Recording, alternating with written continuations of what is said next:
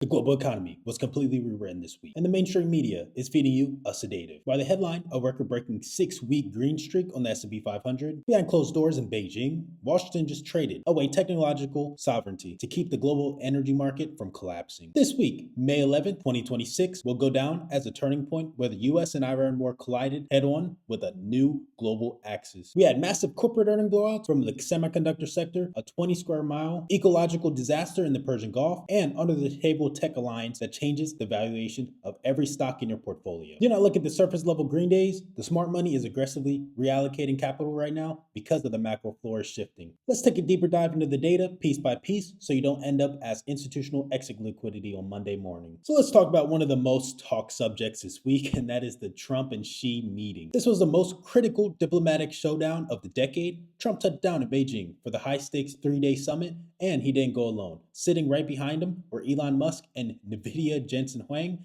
and a bunch of other CEOs. The objective: force China to break its quiet alliance with Tehran to help reopen Strait of Hormuz. The compromise they reached is nothing short of breathtaking. Xi Jinping issued a cold public warning that mishandling Taiwan risked an immediate military collision. Yet, beneath that aggressive rhetoric, the economic transaction went through. Trump confirmed that China agreed to purchase up to 750 Boeing commercial jets and a massive influx of U.S. crude. But with the US crude getting purchased, we'll be talking about this a little bit later, and I made a short about it yesterday.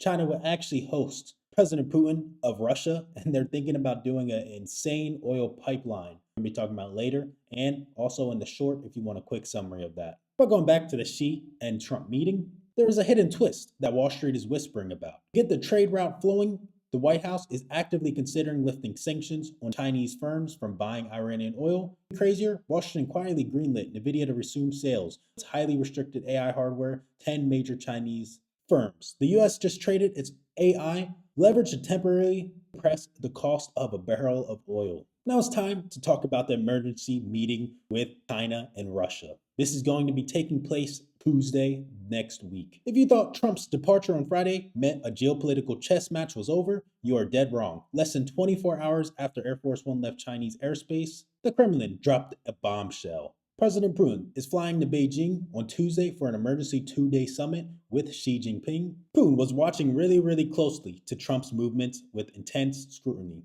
This emergency visit is designed to dissect exactly what secrets the Americans just traded away. With the ongoing naval blockade choking conventional Middle Eastern fuel supplies, Russia's energy leverage over China has reached an all-time high. Putin's primary mission is to finalize the power of Siberian 2 mega pipeline through Mongolia. Beijing has historic anxieties about becoming entirely dependent on Russian gas. But with the Persian Gulf basically a war zone right now, Xi needs a guaranteed inland energy spine. If this deal gets finalized on Tuesday, Western naval blockades lose their economic teeth entirely. Watch the oil tickers next week. This meeting changes everything. Now it's time to talk about Carg Island a little bit. While politicians smile for cameras in Asia, the physical reality in the Strait of Hormuz is escalating into a total catastrophic catastrophe. The official narrative is the ceasefire, but the actual kinetic warfare has never stopped. This week, U.S. Navy F-18 Super Hornets intercepted a fierce precision munitions directly into the smokestacks of 2 Iranian flag oil tankers trying to breach the blockade. Tehran reacted with absolute fury, deploying missiles and drone storms against 3 U.S. guided missile destroyers. Air defense systems in the UAE are actively lighting up the sky, intercepting retaliatory strikes targeting commercial ports. But take a look at the economic collateral damage. Satellite tracking just captured a massive 20 square mile oil slick spreading directly off the Carg Island, Iran's primary crude export hub. Over 3,000 barrels of oil a day are leaking into the shallow waters of the Gulf because of the infrastructure is physically buckling under the pressure of the naval siege. Iran's nationwide internet blackout is entering its 70th day. To mask the domestic panic, the shipping lanes are completely paralyzed, with over 1,600 vessels stranded in the region, turning off their transponders just to survive. Now it's time to take a look at the US calendar and what all happened last week, because we had some good news and some bad news. So how's the overall stock market and data responding to this absolute chaos? By hitting fresh all-time records, S&P 500 just booked its 6th consecutive week of gains, a streak we haven't seen since the pre-election frenzy in the late 2024. The market entirely fueled by employment data beat, showing a 115,000 jobs added and unemployment holding steady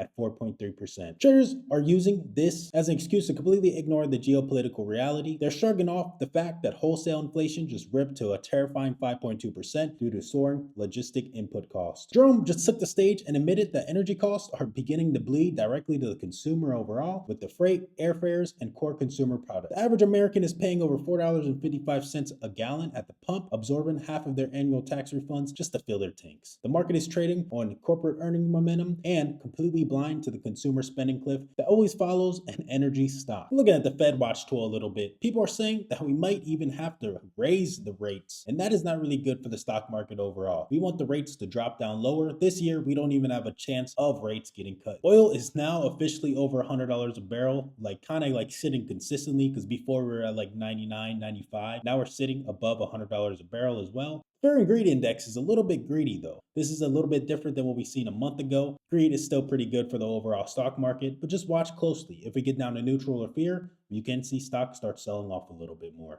And talking about next week, we do have something big on Wednesday, which we might get some FOMC meeting, maybe some moves with the stock market with the Fed minutes. Thursday, take a look at the initial jobless claims, housing starts, and we got the PMI coming out, so keep a close eye on that. And then Friday, the consumer sentiment and the leading economic indicators can be big as well. But Monday and Tuesday, it's a little bit slower. Now it's time to talk about some stocks. We're going to start off with AMD. Let's look at the corporate micro data that kept the tech sector alive this week. AMD just reported an absolute monster Q1 earnings blowout, sending the stock ripping over 13% to breach the $347 level, and now we're all the way over $400. That is insane. The narrative that NVIDIA completely monopolized the AI hardware space is officially dead. CEO Lisa Su revealed that data center revenue exploded beyond institutional expectations. The core drive, massive multi-billion-dollar enterprise deployments of their M1 300X AI accelerators by Meta and Microsoft. As hyperscalers desperately look for another chip than NVIDIA's, because NVIDIA's chips, honestly, you're probably waiting a year or two just to get a chip from them. AMD is aggressively capturing high-margin market share. Their forward guidance was upgraded across the board, providing that their silicon architecture is scaling perfectly into the next leg of its infrastructure boom. If you sold the pre-earnings dip, you got completely rinsed by institutional accumulation. Next stock is going to be NVO, because there was some good news that came out. I'm personally buying some of this myself. AMD, I bought some before. I'm not buying it at these levels, even though it can still go even higher. But the second corporate giant dictating market liquidity right now is NVO. NVO stock has broken out its multi-month consolidation zone, putting on a clinic for growth investors. The catalyst is the massive commercial data surrounding their new oral version of Wegovy, basically a weight loss drug that you could take pill form, like Eli Lilly and their old one, put in a needle and you put it in yourself. Now it's oral, and this is the first company to basically do that. For the last 2 years, the biggest bottleneck for obesity therapeutics was the manufacturing capacity and patient aversion to the weekly injections. NVO has completely disrupted their own market. The Q1 data shows that the oral pill adopted curve is outpacing the original injection launch by the 3-to-1. While the primary competitor, Eli Lilly, is still heavily dependent on the complex manufacturing lines for injection pens, NVO has established a massive first mover advantage in the pharmacy dispense oral category. With their high dose pipeline and cargo semis trials moving into the late stage approvals, NVO is trading at a significant discount relative to its long-term terminal value. The smart money is treating every minor pullback as an entry point, and this might be a good time to get into NVO. So this week, I think the biggest earnings everybody's going to see is Wednesday after close, and that is going to be NVIDIA. But we can see a little bit about how the average consumer is spending, maybe with Home Depot. Home Depot is a good one to watch. Maybe Red Robin, and maybe even Advanced Auto Parts. You can see this one moving a little bit with the consumers for people doing maintenance on their cars. But honestly, the biggest one this week is going to be NVIDIA. So keep your eyes on Wednesday after close, because that can move multiple stocks. Might even get you a little buy zone in AMD if NVIDIA doesn't do that good. But here's the ultimate conclusion of the week. We are living through a massive disconnect between real-world physical supply chains and liquidity market valuations. The tech sector is being heavily propped up by blowout earnings from the select few AI infrastructure giants, masking a deep structural root caused by $100 oil, a broken shipping lane, and a fractured Western alliance. When Trump traded AI chips access to China in exchange for economic recessions, he signaled the market that the administration will do whatever it takes to avoid pre-election energy collapse. But the entrance of Putin into the Beijing this Tuesday guarantees that the geopolitical risk is only going to compound. If you are 100% long on tech without a hard asset hedge, you're playing a dangerous game of musical chairs. You must reallocate capital into the specific defense and domestic energy sectors that profit directly from this friction. I have mapped out My exact entry prices for three commodities and defense equities that will explode the moment this Beijing truce falls apart. Click the video on your screen right now to lock in your strategy before the opening bell on Monday morning. And watch some of the shorts. I upload shorts every single day and a video once a week. Thanks for watching. Smash the like button, subscribe, and I'll see you guys in the next one.